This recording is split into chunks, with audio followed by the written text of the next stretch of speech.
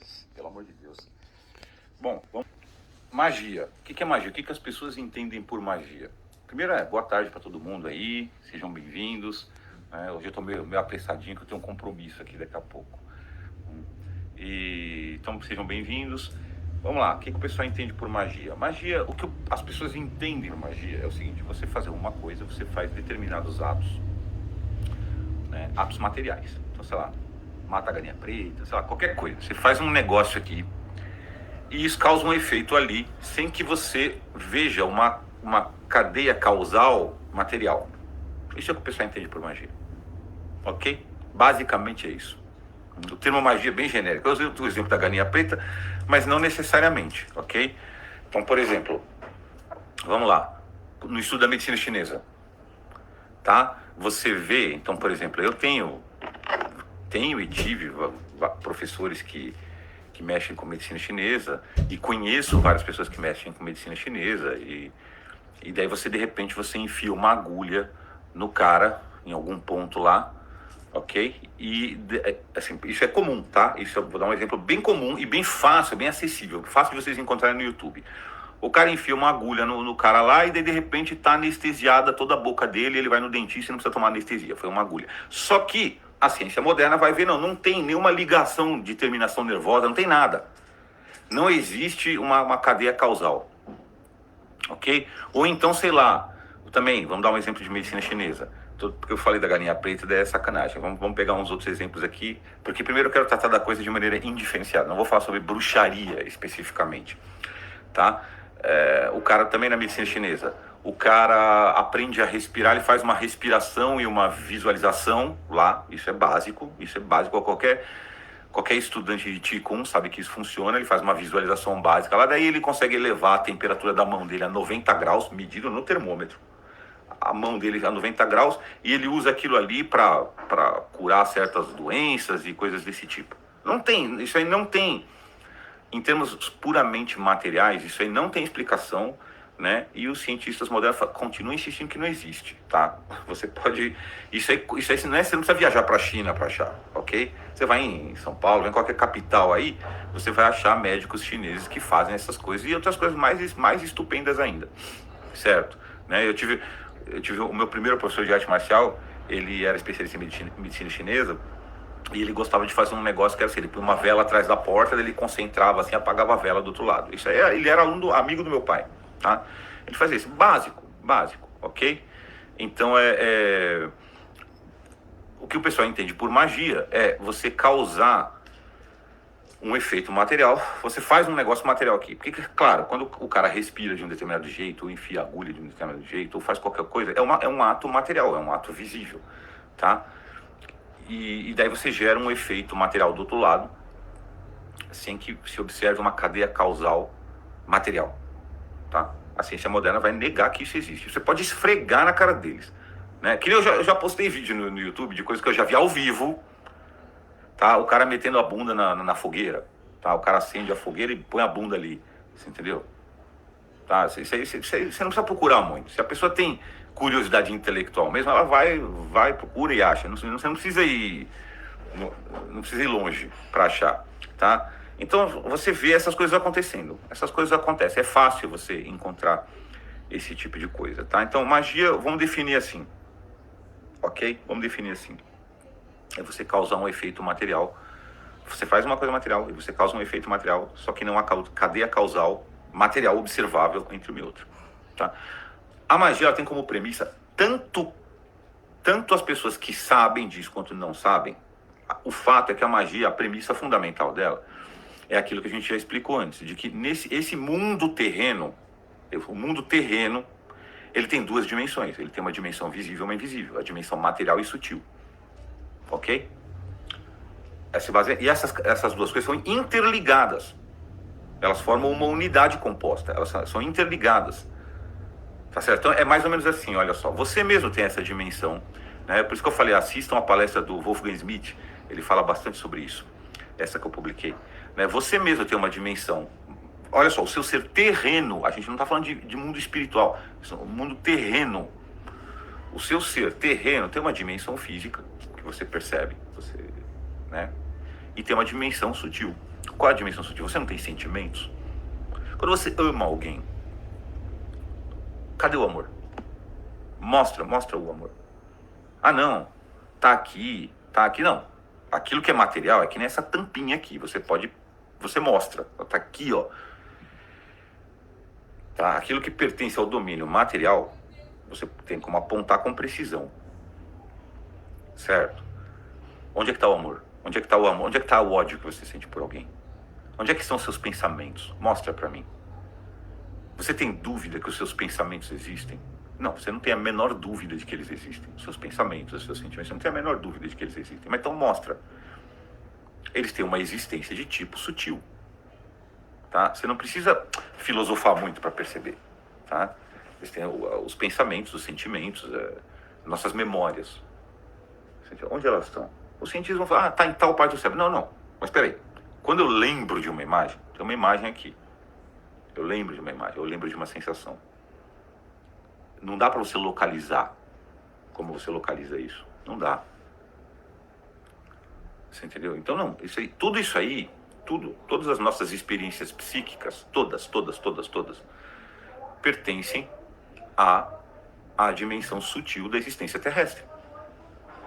Tá? Então isso é um modo de você entender o que quer dizer sutil. Ok? Intermediário, sutil. Né? Assistam a palestra do Wolfgang Schmidt, ele fala bastante sobre isso, é muito bom. Tá? Então o mundo terrestre ele tem duas dimensões paralelas que coexistem, que estão unidas. Isso é o mundo terrestre. Ok? Isso não é mundo espiritual. Também tem esse pessoal esotérico, macumbeiro, que chama essa realidade sutil de mundo espiritual. Né? E pior, a maioria das pessoas, dos católicos, dos cristãos e até dos muçulmanos convertidos, acham que isso é mundo espiritual.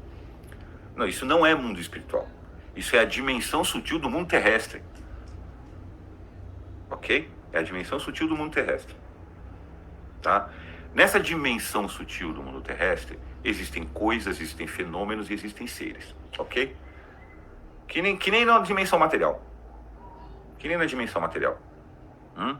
Então, magia é quando a pessoa consciente do que está fazendo ou não, ela está operando na dimensão sutil ali, através de uma coisa material. Por quê? Porque não são desligados, entende? Como eu falei, o mundo sutil, a realidade sutil e a realidade material, elas estão no mesmo nível de existência, que é o nível terrestre, e elas estão interligadas. Olha só, é mais ou menos assim. Se eu jogo charme numa moça, eu faço charme, jogo charme, elogio, não sei o quê. Eu estou fazendo um ato material, é um ato visível, são atos visíveis, não são coisas visíveis. Né? Fazer cara de gostoso, fazer um tom de voz, uma voz grave, tudo isso aí são coisas materiais, não são? São coisas materiais, são fenômenos materiais, é palpável, você vê, você pega, são fenômenos materiais. Mas olha só, isso aí causa um efeito sutil nela.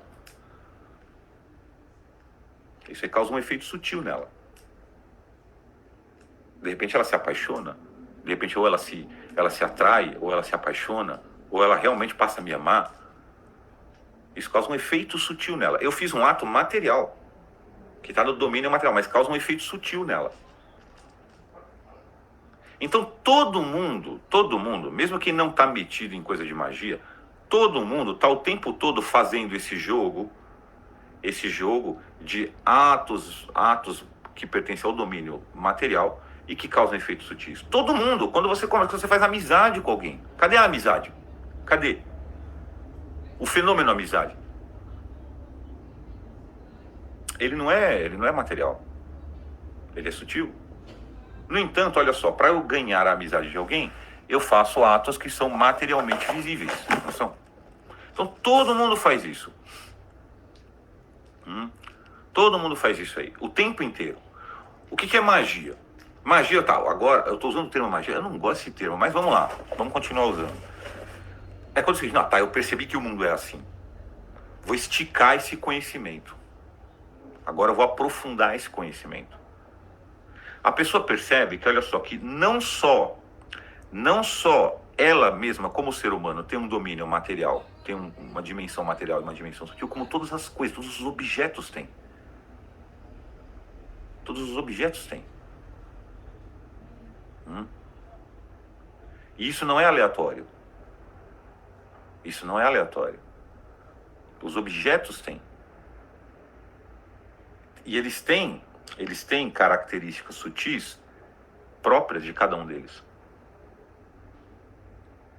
que são diferentes.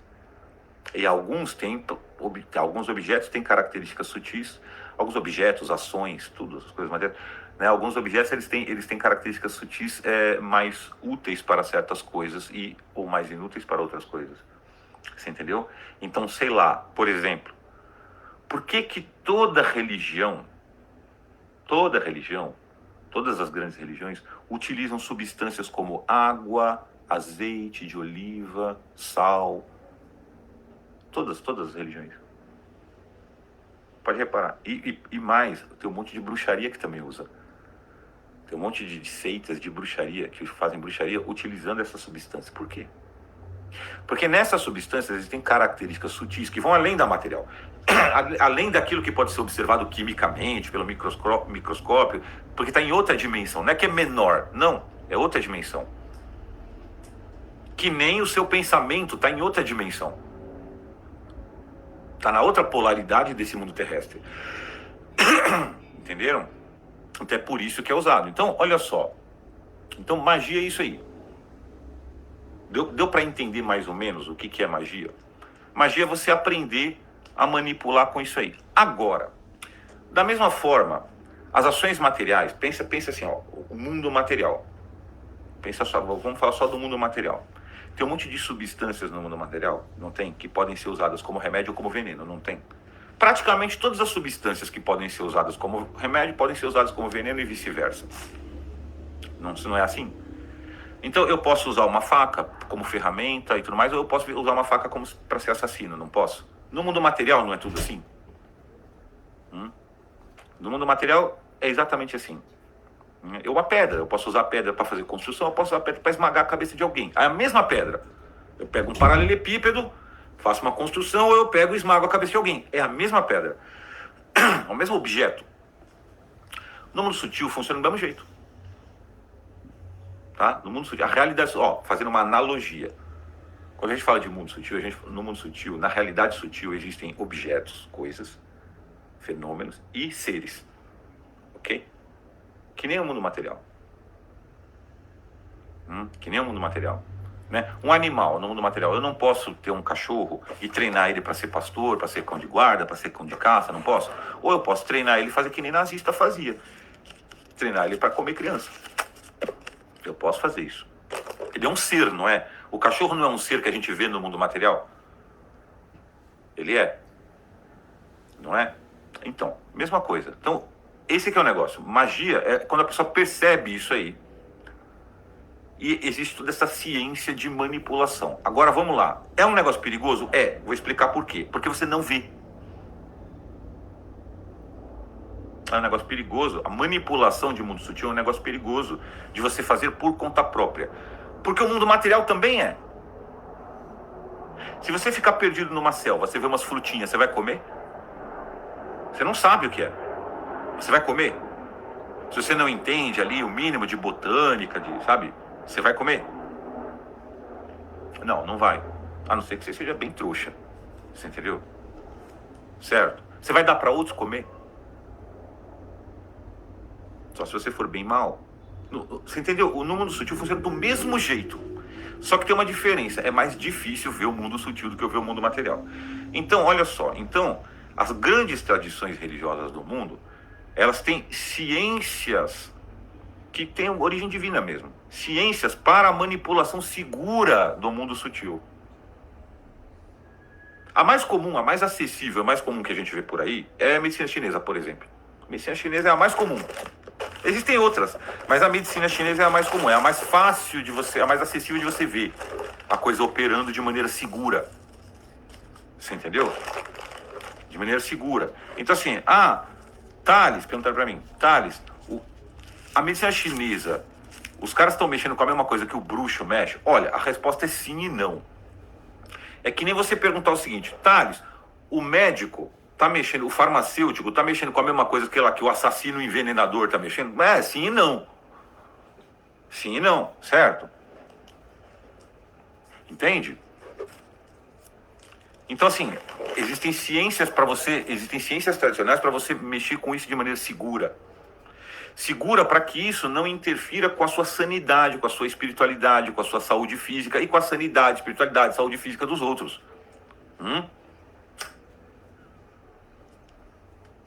Certo? Em alguns casos, olha só, por exemplo, no caso da medicina chinesa, você tem uma tradição milenar, tá? Você tem uma tradição milenar que tem origem divina. Ok? Que tem origem divina. E que tem continuidade de ensino. Então, ali é basicamente seguro. Não pensem vocês que na China ou em Taiwan não tem bruxo também. Tem gente que mexe com bruxaria. Tem gente que mexe com bruxaria. Certo? Então esse que é o ponto. Então as pessoas falam, magia, vocês estão entendendo qual que é a diferença? Então, é que assim, é ruim chamar medicina chinesa de magia.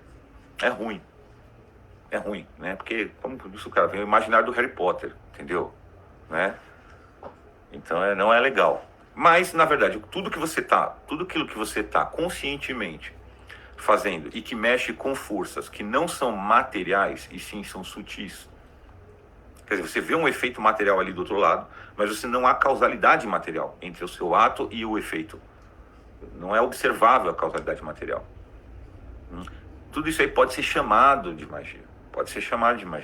Né? Na ausência de outra palavra. Certo? Na ausência de outra palavra pode ser chamada de magia.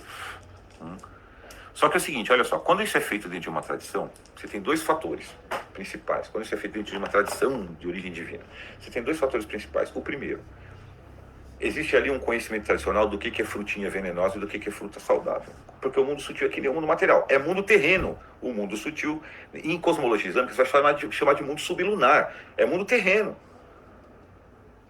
Não é mundo celeste, não é mundo espiritual, é mundo terreno, é mundo sublunar. Você entendeu? Então, assim, é desse mundo. Então, é que nem as coisas nesse mundo. Tem frutinha venenosa e tem frutinha que alimenta pra caramba. Você entendeu? Existem substâncias que são boas sempre. São boas. Então, amor. Não estou falando de paixão, estou falando amor. Né? Amor, aquele sentimento sincero de querer para o próximo que você quer para si mesmo. Isso aí tá no mundo sutil. E isso aí é tipo, sei lá, cara, que nem, sei lá, tipo arroz e feijão no mundo material. É bom sempre. Que nem água. No mundo material, é bom sempre. Existem coisas que são boas sempre, que pertencem ao mundo sutil. E olha só, as coisas que são boas sempre são acessíveis a todo mundo. Em geral, são acessíveis a todo mundo. Existem coisas que são boas de vez em quando, e existem coisas que são perigosas. É que nem você fazer um remédio com, sei lá, beladona, você entendeu? Que podem ser boas, mas você tem que saber usar, você tem que ter o conhecimento, ter a ciência da coisa. Tá? Então, eu acho que deu para entender mais ou menos o que é magia. Simpatia é a magia feita por uso e costume. Simpatia, quando funciona, você não tem... Simpatia existe em civilizações e povos em que não há mais a tradição da transmissão daquilo. Só o costume, há alguns costumes, quem não explica isso aí bem, não lembro em qual livro, há o costume de transmissão. As pessoas não sabem os fundamentos daquilo, tá? Não sabem por que funciona, mas elas observam que várias dessas simpatias funcionam. Porque funcionam mesmo. Então, por exemplo, Santa Hildegarda, ela fez todo um trabalho lá na época dela, de ver isso aí e tentar transformar tentar transformar numa ciência. Você entendeu? Tentar transformar numa ciência. Que seria realmente análogo à medicina chinesa, ou Urúquia, no mundo islâmico. Você entendeu? Fez. Mas no Ocidente morreu. No Ocidente acabou. No Ocidente o que restou aqui é simpatia e macumba. Você não tem uma ciência. A coisa que chega mais perto disso, minto aqui, ó. A coisa que chega mais perto disso, mas mesmo assim é só um fragmento, mas que chega mais perto de ser uma transmissão, uma coisa restaurada e que é transmitida, e que é um tipo de magia, porque você está mexendo com coisa sutil ali, é homeopatia. Então, assim, mas no mais, não existe. No Ocidente não existe, tá? Então, simpatia nada mais do que magia por uso e costume. Sem conhecimento dos princípios, sem conhecimento dos fundamentos, tudo que eu expliquei aqui, como que ela opera, por que acontece, o que é seguro, o que não é seguro. Olha só, o pessoal que mexe com simpatia, tem as benzedeiras, né? É um fenômeno muito... Esse negócio de benzedeira, não é um negócio monolítico, é um negócio que depende, tá? Depende de cada um, porque não é uma ciência formada. Então, assim, a coisa... Existem casos, eu já conheci, casos de benzedor que é uma pessoa profundamente religiosa e que mais ou menos que sabe o que está fazendo ali. E deve você ter a proteção da religião, porque esse também é um ponto. Ok? Esse também é um ponto. Você tem que ter a proteção da religião. Lembra como eu falei? Você tem dois fatores. Quando a coisa é feita de uma maneira tradicional, você tem dois fatores. Primeiro, tem o conhecimento dos fundamentos e das aplicações dos princípios. Segundo, tem a proteção religiosa. Tem a proteção religiosa. Um aluno perguntou para mim, professor, no Islã, Ruqya sempre funciona? Sempre funciona? Eu falei, olha só, Ruqya funciona. Qualquer muçulmano vai responder para você. Ruqya, isso é uma coisa teológica, ele vai responder. Ruqya funciona se Deus quer. Ele vai primeiro responder isso. E o que significa isso? Ruqya é uma ciência para o muçulmano acredita que é uma ciência revelada por Deus. Ok? É uma ciência dada por Deus para o homem, para o benefício do ser humano. Em que você está mexendo com forças sutis ali, mas você está mexendo com forças sutis com a proteção espiritual. Então, um especialista em Ruqya, ele vai dizer assim, Ruqya funciona sempre que aquele benefício terrestre, porque Ruqya é para te dar benefício terrestre, né? Funciona sempre que aquele benefício terrestre não vá te causar dano espiritual para a sua salvação. Tá? A Ruqya funciona sempre, quando aquele benefício terrestre vai colaborar para o teu benefício espiritual, que é a sua salvação, ou santidade. Certo? Aí funciona sempre. Tá? Funciona na imensa maioria das vezes quando é inócuo. Quando é inócuo em termos de benefício espiritual. Não vai te dar benefício espiritual, mas também não vai te dar malefício. Daí funciona na maioria das vezes. E não funciona quando aquilo vai te causar malefício espiritual. Mas por que não funciona? Porque tem uma proteção espiritual. Aí sim você está falando de mundo espiritual. Anjos, arcanjos e proteção tal, divina. Aí não funciona. É porque não, o melhor para você, em termos espirituais. Mas professor, fulano está possuído, fez a Ruqya para despossuir e não funcionou. Não, é porque em termos de salvação eterna, é melhor ele ficar possuído um tempo, acredite. Em termos de benefício terrestre, pode causar um dano tremendo, mas isso aí só Deus que sabe, é caso a caso. Você entendeu? Então, quando a coisa é protegida pela tradição religiosa, tem todos esses benefícios. Quando não é, você está no mundo material. Você está no mundo material. É que nem, olha só, esse negócio que eu expliquei, de você ter essa magia, vamos botar as aspas aí, porque precisa, certo? Com a proteção espiritual, é que nem mandamento moral. É que nem, transar. Transar. O que é casamento? Casamento é transar, não é? Só que você tem uma série de proteções ali para que aquele ato não cause malefício espiritual, não é isso? Você tem uma série de mandamentos. Né? Esses mandamentos são proteções no campo das ações morais visíveis. Mandamentos é isso. Pois é, no campo dessa atividade, que no Islã chama-se Ruqya, aqui não tem um termo, porque essa tradição morreu aqui no Ocidente. Infelizmente morreu. Certo? Santa Hildegard era quem seria a base para uma restauração disso. Tá? Quando você tem a proteção, daí é o seguinte, olha, sempre que aquilo for te causar benefício espiritual também, vai funcionar. Quando aquilo for inócuo, na maioria das vezes vai funcionar. E quando aquilo for maléfico espiritualmente para você, não vai funcionar. A proteção divina impede. A proteção divina impede.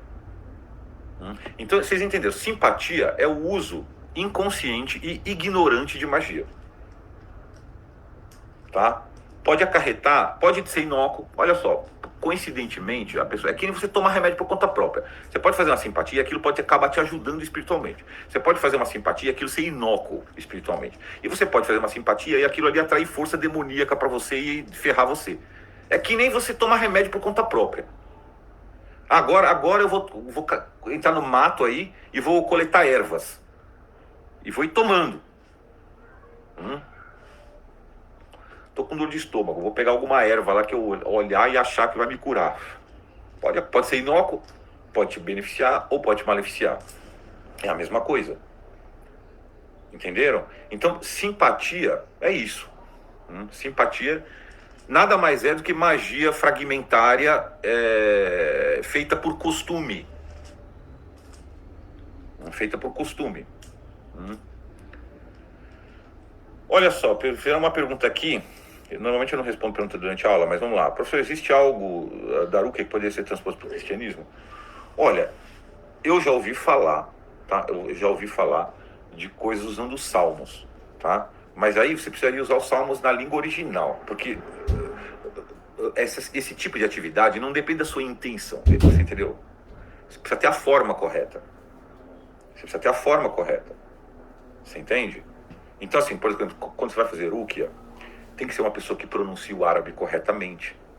Você entendeu? Tá? O Raki, o sujeito que pratica, Raki é o sujeito que faz Rukia. Ele tem que ser uma pessoa que pratica a religião islâmica. Não precisa ser um santo, mas ele tem que ser uma pessoa que pratica a religião islâmica.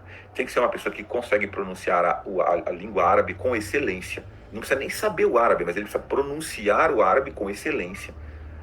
Tá? O nível dele tem que estar assim, de bom para cima, bom, ótimo, excelente, tem que estar assim, tem que ser uma pronúncia correta, tá? Além do conhecimento próprio da ciência mesmo. Você entendeu? Então, assim, o que acontece? Eu ouvi falar de que existe isso na Etiópia, falaram para mim. Um negócio com Rukia, de Rukia, equivalente de Rukia, no qual se usa salmos. Eu ouvi falar, certo? Mas não foi desenvolvido, porque eu vou falar a verdade, o pessoal do Ocidente tem muito medo dessas coisas. Eles têm medo e atração mórbida ao mesmo tempo. Os padres têm medo disso aí, você entendeu? Certo? E o povão tem atração mórbida, né? Então mas vocês entenderam o que é, né? Tipo assim, simpatia, eu expliquei o que é magia. Simpatia é magia feita sem conhecimento e puros e costume, tá certo? Né? E por que eu coloquei religiosidade? Porque essas coisas tradicionalmente sempre foram usadas com a proteção religiosa. Certo? Então é basicamente isso aí, né? Existe e assim, resolve muito problema. Realmente resolve muito problema. No caso, olha só, no caso da tradição islâmica, Rukia é uma coisa que é uma bênção à parte. Entenda, o muçulmano, para ele ser um piedoso, para ele ser um sufi, um santo sufi, ele não tem que ser especialista em Rukia, ele não precisa saber nada de Rukia. Embora praticamente todos os muçulmanos saibam o básico de Rukia. Porque existe um nível básico, né? Que nem eu falei para um aluno muçulmano aqui. Gato embruxado. Não, falei, fica 40 dias, pega tal sura. Existe um procedimento que qualquer muçulmano vai concordar. Tem ali, você pega o primeiro capítulo do Alcorão, daí você tem um versículo específico do Alcorão e as 3 últimas suras do Alcorão, e você recita, você segura o gato e você recita nele, e depois de recitar sopra 3 vezes na cabeça dele. Faz isso aí durante 7 ou 40 dias, 7, 10 ou 40 dias no gato. E depois, no cotidiano, então, por exemplo, aqui em casa, na minha casa, a gente compra água água de filtro, água de galão. Abriu o galão, eu faço esse procedimento de Rukia na água, para todo mundo beber e a comida ser feita com ela. É um procedimento básico de Rukia. Então, a maioria dos muçulmanos conhece procedimentos básicos de Rukia, certo? Mas existem clínicas de Rukia especializadas, porque existe a ciência de Rukia para males males desenvolvidos. Eu mesmo, quando fizeram uma macumba contra mim, eu tive que entrar em contato com um dos maiores especialistas de Rukia do mundo islâmico, e eu tive que fazer um procedimento que durou 21 dias. Tá? Durou 21 dias o procedimento. Tá? Então, por quê? Porque era uma coisa grave. Né? Como ele me falou, fizeram uma das 3 piores tipos de bruxaria que existe no mundo contra você. Então você vai ter que fazer esse procedimento durante 21 dias. Tá certo? Mas daí você precisa de um especialista. Você precisa de um especialista. Assim, as pessoas, eu não estou brincando, as pessoas que se envolviam comigo estavam começando a ver assombração, cara. A pessoa que nem sabia de negócio de bruxaria nenhuma. Aí você faz a Rukia e tal, resolveu, 21 dias, resolveu. Impressionante, Deus abençoe o Schaffhausen. Resolveu. Assim, eu contei, algumas pessoas não acreditam, mas eu contei né? Na minha casa, durante o período da bruxaria, deu uma praga de vespa e aranha, entre outras coisas. Tá? Esses males externos são os menores, mas de vespa e aranha marrom, uma praga. Tá? Aí durante o procedimento de Rukia, eu não estou brincando isso, eu juro por Deus para vocês, eu fui fazendo o procedimento de Rukia, aí daí sumiu, nos primeiros dias sumiu as vespas e as aranhas, sumiram. Passou uns dias, minha filha subiu no sótão, ela subiu no sótão, e o que ela viu? As aranhas e vespas foram tudo morrer num canto. Elas se congregaram e ficou cheio de cadáver de aranha e vespa num canto, olha isso. Tá? Isso foi Rukia, efeito de Rukia. Então, não, é muito útil. Tá? No caso da Rukia islâmica, por exemplo, usa-se até para... Eu cheguei a ver estancar sangramento. O sujeito recitando o versículo de Alcorão sopra no lugar e pum, estanca o sangramento. Eu cheguei a ver. Então, assim, você tem um monte de utilidade. Olha só, mas isso aí são benefícios terrestres. Rukia, olha só, Rukia, assim, o grau mínimo é assim, o grau mais leve é tipo curar problemas psicológicos e dar uma purificada na casa, tá? Esse é o grau mais leve de Rukia. E o grau mais elevado é exorcismo. Todos esses benefícios são terrestres. São todos benefícios terrestres. Tá? Não é benefício celestial. Mas, como a coisa tem uma origem divina, ela te dá também um benefício de tipo espiritual celeste. Você entendeu? Também dá. Mas o propósito dela é um benefício terrestre. Se você perguntar pra qualquer muçulmano, depois que você morre tem Rukia? Não tem mais Rukia. É para essa vida aqui. É um benefício terrestre. Então, entende? Isso aí, falando aqui, o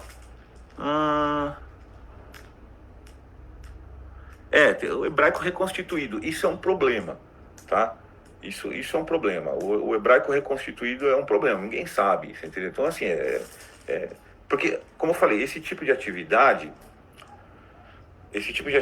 depende muito da forma correta. Quando a gente diz forma correta, é forma interior e exterior. Né? Então eles vão falar assim, por exemplo, meu professor, ele fala assim, o que o sujeito precisa para ser um raki, um exorcista? Ele primeiro precisa ter a fé islâmica. Isso faz parte da forma, mas é interior. Segundo, ele precisa praticar os mínimos da religião. Tá? Ele não precisa ser um santo, mas ele precisa praticar os mínimos da religião. Tá certo? Terceiro, ele precisa aprender a ciência. Ele precisa ter uma compleição específica, psíquica, tá? De que ele não tem nem atração mórbida por fenômenos sutis e ao mesmo tempo também não tem medo.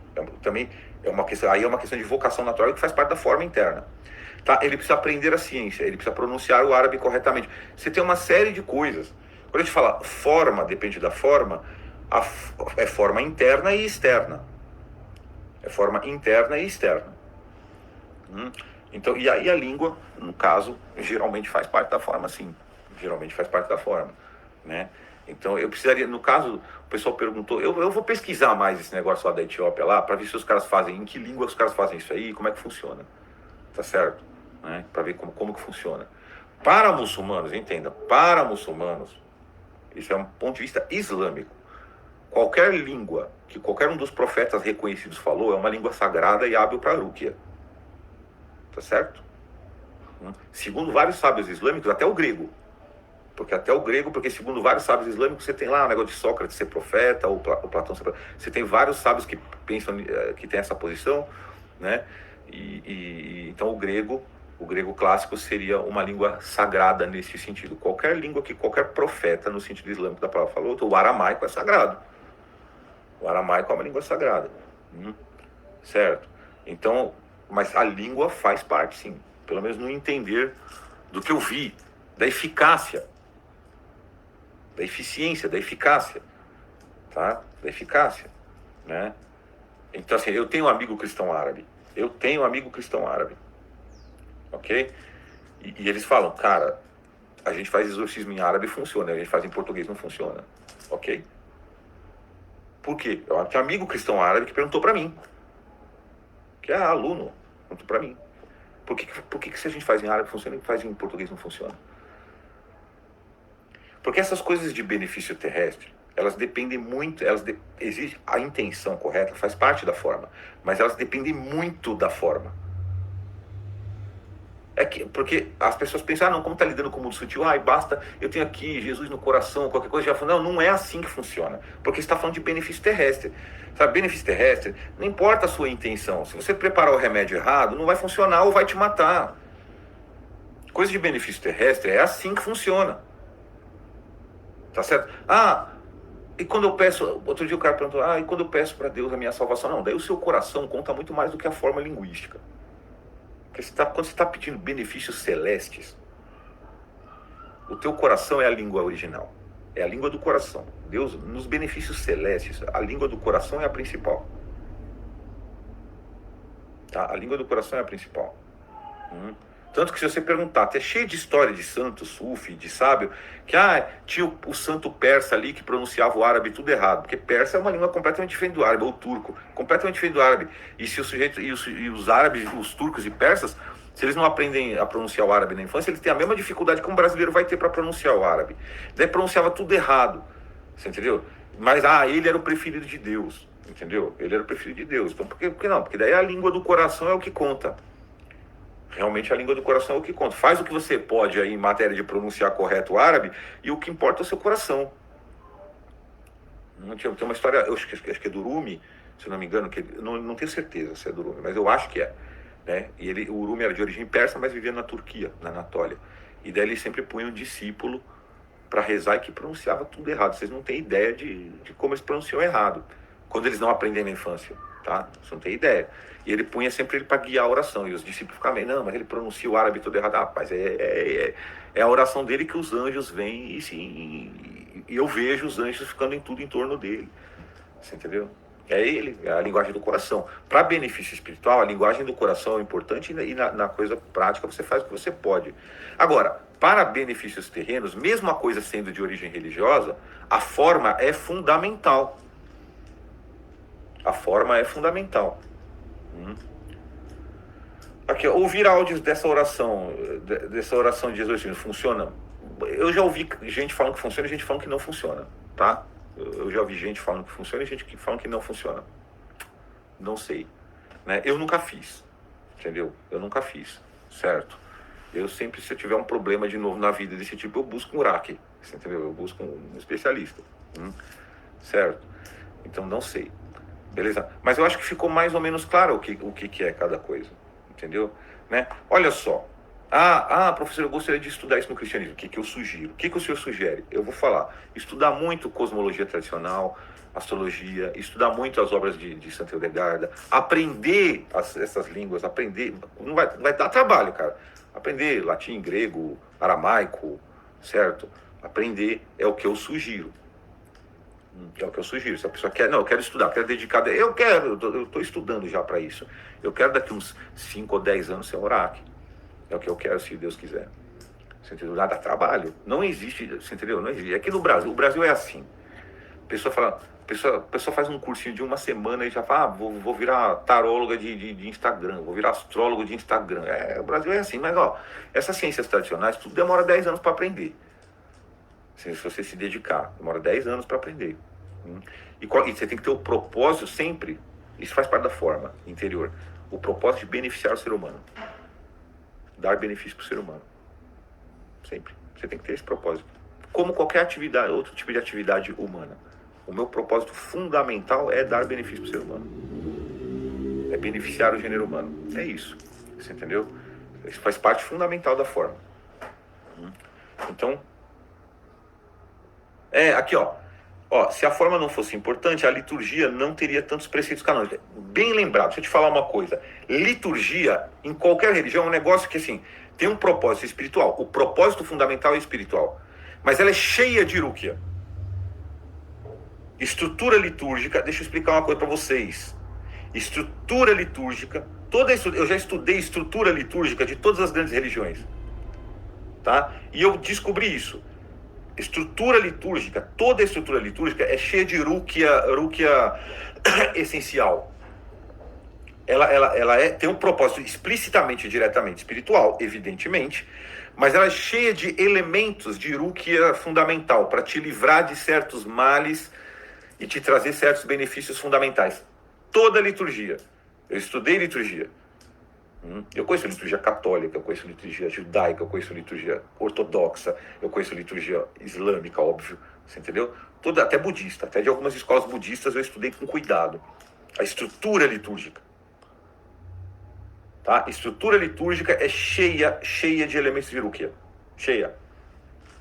É por isso que faz tão mal você, não, vamos fazer a liturgia de qualquer jeito, de jeito merda, sabe como é que é? Porque dá efeito, pode dar efeito reverso, tá? Pode dar efeito reverso. Por exemplo, existem seitas pseudo-sufis, seitas islâmicas pseudo-sufis, que mandam o sujeito rezar de costa para Kaaba. Todo muçulmano, quando ele vai rezar, por isso que os muçulmanos desenvolveram tanto esse negócio de astronomia e geografia, porque você tem que se voltar para Kaaba, você tem que se dirigir para Kaaba. Então, por exemplo, aqui no Brasil a gente sabe, tá, olha para o leste, daí vai um pouquinho para a esquerda, tá, uns grauzinhos para a esquerda, você vai estar na frente da Kaaba.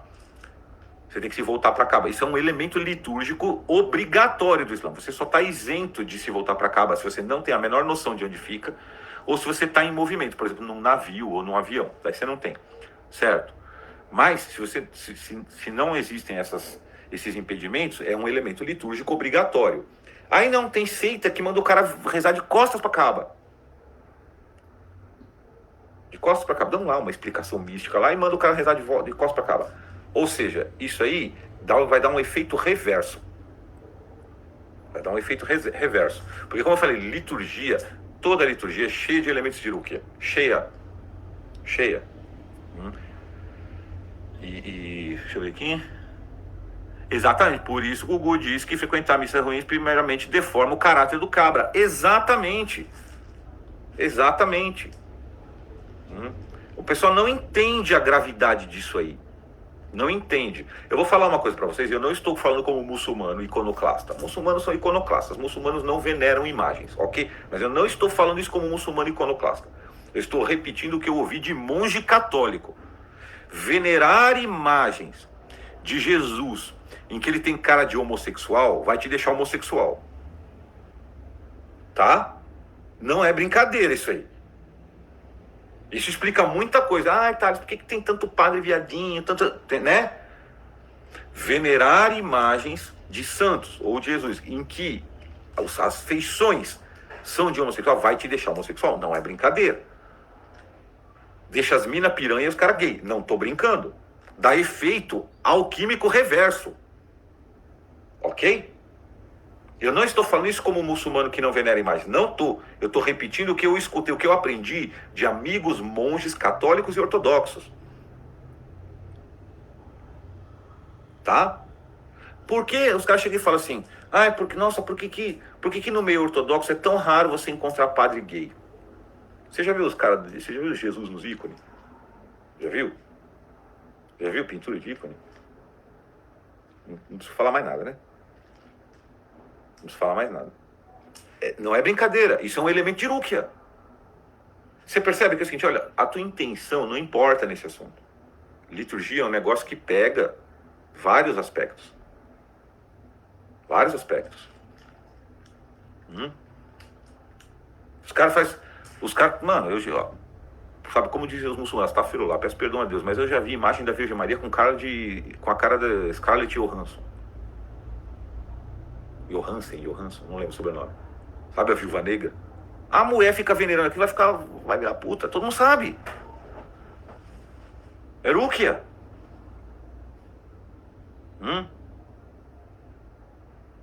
Estão entendendo a seriedade da coisa? A seriedade da forma litúrgica? Que a gente fala, eu ia falar de religiosidade. Né? Eu estou falando aqui, eu não vou abordar a religiosidade no seu ponto essencial, aqui nessa aula, tá? De que não, a sua salvação eterna, a sua santificação, a sua purificação. Não, estou pegando a parte na religião que diz respeito a esse campo da magia, da Rukia. Eu gosto do termo Rukia porque chamar de magia é uma desgraça, tá? Eu estou abordando a religiosidade só nesse aspecto. Por que a religião tem formas? Tem formas que a gente pode chamar de litúrgica.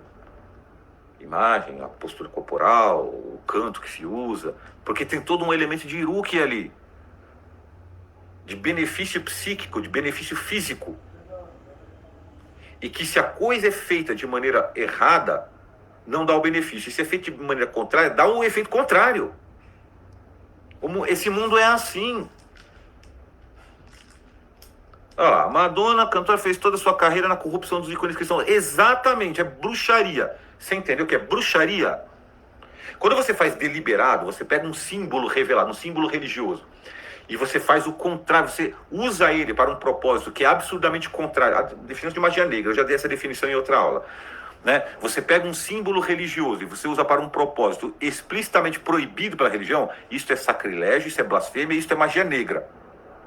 Tá? Isso é magia negra. Funciona? Claro que funciona. Se eu der veneno para alguém, não funciona? Não mata? Funciona, lógico que funciona. Mas te traz a condenação eterna e um monte de malefícios nessa vida também. É isso. Mas vocês estão entendendo? Isso aí, olha só, isso aqui é parte do que o Gugu chama de trigo limpo. Porque o trigo limpo, quer dizer, a liturgia, a parte litúrgica de uma religião, quando bem feita, não é só rúquia. Não, é mais. Ela te dá também um benefício de tipo espiritual. Então é mais, tá? Isso aqui é a parte, vamos dizer assim, a parte mais rasa do que o Gugu chama de trigo limpo, é isso aqui que eu estou explicando. É a parte mais baixa. É a parte mais baixa, tá? Mas é a parte mais baixa, mas é a parte mais urgente. Ok? Vamos lá. Né? Uma vez perguntaram para meu pai, o que é mais importante numa sociedade? Ele falou, a coisa mais importante é cultura, mas a coisa mais urgente é segurança. Não é? Se você está num país que não tem segurança, que nem um certo país aqui que a gente conhece, né? Você sai na rua, você é assaltado, sequestrado, você pode fazer o que você quiser, o bandido, o assassino fica só 5 anos na cadeia. Não tem cultura que sobreviva a isso, nunca vai se desenvolver cultura no lugar desse. A cultura é obviamente mais importante do que a segurança, mas a segurança é mais urgente, tá? Então, o Uruk é a mesma coisa. Esse campo do benefício físico e psíquico, ele, obviamente que ele é infinitamente menos importante do que o benefício espiritual, ou mesmo de caráter. Ele é muito menos importante, mas é mais urgente. Ele é mais urgente. Você entende? Ele é mais urgente. Certo? Eu conheci um caso, aqui no Brasil, uma menina muçulmana. A madrasta dela fazia magia macumbeira, fazia magia negra contra ela, e ela acordava, já contei esse caso pra vocês, né? Ela acordava no meio da noite, e ela ficava sonâmbula e sonhando que estava andando num gramado, assim, num prado. Ela ia andando e ia na direção da janela do prédio para cair. Assim, a aluna aqui, muçulmana, tá? Convertida. A madrasta era macumbeira, fazia umas magias negras. Foi uma rúquia simples, foi feito uma rúquia simples, passou o efeito. Isso afeta a vida espiritual dela? Não, isso afeta a vida concreta dela. Tá? Isso aí é muito menos importante do que a salvação eterna dela. Porque, olha só, se ela é vítima da bruxaria, fosse na direção da janela e ela acabasse caindo da janela e morresse, aquilo ali não ia ser pecado em sentido nenhum contra ela. Aquilo não ia afetar a vida espiritual dela, não é isso. Tá? Mas é mais urgente você resolver esse problema.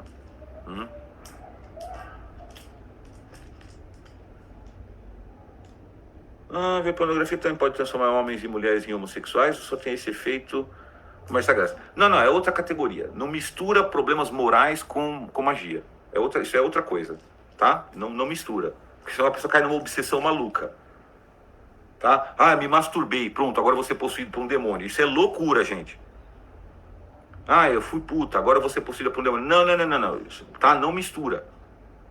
Pecados morais de tipo passional, pecados morais de tipo de desejo, não tem envolvimento, não causa nenhum efeito desse tipo em geral, tá? Nem mesmo a homossexualidade, nem mesmo, tá? Tira isso da cabeça, tá? Porque senão a pessoa começa a ficar doida, tá? Começa a ficar doida, não é isso, tá? Não tem a ver.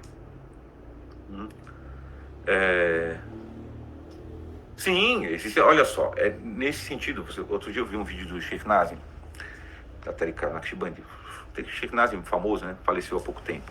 E ele falou, certos atos, certos objetos, certos lugares e certas situações têm baraka, o conceito de baraka islâmico. Então, símbolos, anéis e outros objetos podem proteger? Sim, dependendo, sim. Com a bênção de Deus. Claro que é com a bênção de Deus. Eles não têm poder autônomo, nada tem poder autônomo nesse mundo. Mas algumas coisas são feitas por Deus com este propósito. É por isso que a gente, quando eu digo a gente, judeu, cristão, muçulmano, a gente usa óleo de oliva e não óleo de girassol para bênção, não é? Por que a gente usa óleo de oliva? Já se perguntaram? O Alcorão, quando vai falar da oliveira, no Alcorão, quando fala da oliveira, fala uma árvore sagrada que não é nem do Ocidente nem do Oriente. Olha isso. Que produz um óleo, uma árvore sagrada que produz um óleo, e essa árvore sagrada, ela é sagrada, como é sagrada, e ela não é do Oriente nem do Ocidente. Está falando da oliveira. Então, assim, é por isso que a gente usa oliveira, porque o óleo de oliva tem baraca, ele tem uma baraca, o muçulmano vai falar isso, ele tem uma baraca que o de girassol não tem. Um tipo. Você entendeu? Tem, então, sim. Então, dependendo do contexto, sim. Sim. Tá? Então, assim, o muçulmano aqui, ó. Isso aqui é um rosário muçulmano. Ele é feito do quê? Ele é feito de oliveira. Esse aqui é feito de oliveira. A madeira é oliveira. Tá? Então, assim, por quê? Porque a oliveira é uma árvore abençoada. Mais do que as outras. Tem outras. Mas a oliveira é particularmente abençoada. Por que a gente usa sal e não açúcar? O muçulmano pega, ele usa sal para fazer o quê? Usa sal. Você pega o sal, faz as recitações em cima do sal, sopra em cima do sal, e daí você usa o sal. Por que eu não posso usar açúcar? Eu posso usar mel, mas não posso usar açúcar. Mel também. Em Ruqya você usa mel. É uma das substâncias usadas para Ruqya. Porque o mel em si tem uma baraca própria para certas coisas. Então, sim, objetos, tá? Existem objetos naturais e feitos, tá? Existem objetos naturais e feitos que são mais apropriados, tá? O incensário que nós todos usamos, né? Nossas tradições abraâmicas, a gente usa incensário para queimar incenso. O incensário tem baraca. O incensário é um objeto abençoado. E é um objeto feito. Então não é só objetos naturais. E quanto a radiestesia, não sei, cara. Nunca estudei isso aí, tá? Não sei. Nunca estudei isso aí. Eu tenho que ocupar meu tempo estudando outras coisas, cara. Desculpa. Eu estudo, cara, eu sou que nem o Gugu, eu sou muito conservador e tradicionalista. Eu não estudo nada que tem menos que 1000 anos, entendeu? Desculpa. Tá? Recentemente eu comecei a refletir bem e pensar bem a respeito da homeopatia, pra você ter uma ideia, tá? Recentemente. Então, eu não sei, nem sei o que é isso e nem vou gastar o tempo sabendo, tá? Eu já tenho, estudar Ruqya, cara, já dá trabalho doido, você entendeu? Não dá tempo, certo? Então é isso, vocês entenderam? Mais ou menos, então assim, olha, então, possessão, voltando ao ponto, possessão, obsessão demoníaca, infestação demoníaca, magia negra, tudo isso, essas coisas do mal aí, são todas coisas desse mundo, não são malefícios espirituais, entendem que não são malefícios. Malefício espiritual, entenda, malefício espiritual é ir pro inferno, cara. Malefício espiritual é você perder o amor divino, você ir pro inferno, é isso é malefício espiritual, entendeu? Tá? Não é, malefício espiritual não é o que um demônio pode fazer contra você, ok? Isso não é malefício espiritual. Não é malefício espiritual. Malefício espiritual é o que você pode fazer de mal. Tá certo? Então é muito importante ter isso, que todos esses males que são sutis, né? Como eu falei, desde uma perturbação psíquica, uma perturbação psicológica, até uma possessão demoníaca, tudo pertence a esse mundo. Tudo pertence à dimensão sutil deste mundo terreno. Mas pertence a esse mundo. Não são malefícios espirituais, né? Não são. Uma pessoa pode estar possuída por um demônio, morrer e ir para o paraíso. E ser salva, não tem nada a ver. Então não é um malefício espiritual, é um malefício terreno da categoria sutil, da categoria invisível. Como eu falei, este mundo aqui tem dois polos, um visível e um invisível. Você tem isso em você. Como eu falei, alguém consegue ver o seu amor? Você ama alguém. A tua mulher vê o seu amor? Ela não vê o seu amor, ela vê o que você faz. Ela não vê o amor. Mas ele existe, você sabe que ele existe, e até ela sabe que existe. Mas você não vê. Pertence ao domínio invisível da existência terrestre. Tá certo? Então, acho que ficou mais ou menos claro o que é cada coisa, né? Então, agora, já deu quase uma hora já. Eu vou deixar aqui, eu vou terminar aqui, mas esse, como esquema de sempre, coloquem as perguntas nos comentários, tá? E eu vou ir respondendo por áudio ou escrito, tá bom? Passo o dia aí respondendo. Eu só tenho que fazer uma coisinha aqui agora. Mas depois eu volto para cá e já fico respondendo por escrito. Na verdade eu vou ter que dar uma saída, mas eu vou estar com o celular na mão, daí a gente vai respondendo por aí, tá bom? Então é isso aí, gente. Fiquem com Deus e não esqueçam de perguntar. Podem colocar qualquer dúvida aí que vocês tiverem aí, coloquem nos comentários que a gente tá aí para isso, tá bom? Fiquem com Deus. Um abração.